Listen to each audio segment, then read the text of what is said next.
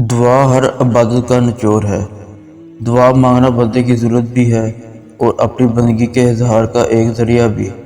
दुआ से बंदे की ज़रूरियात तो पूरी होती है, ये कुर्ब इलाही का एक ज़रिया भी बन जाती है। सही मैनों में मांगी की दुआ अर्श इलाही तक हिला दिया करती है।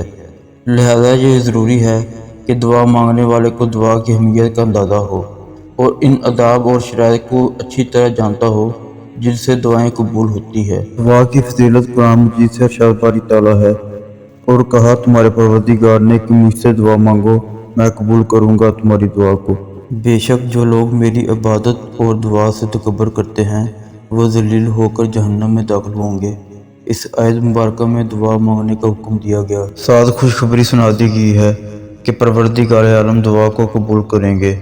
ये कि दुआ ना मांगने वालों से नाराज़गी का इजहार फरमाया गया है। कितनी अजीब बात है कि दुनिया वाले मांगने से नाराज़ होते हैं जबकि अल्लाह ताला मांगने से खुश होते हैं और ना मांगने वाले पर नाराज़ होते हैं। 3 आदमियों की दुआ कबूल नहीं होती, एक जो हराम माल खाता हो, दूसरा जो बाकसरत गीबत करता हो, तीसरा जो कि मुसलमानों से हसद रखता हो।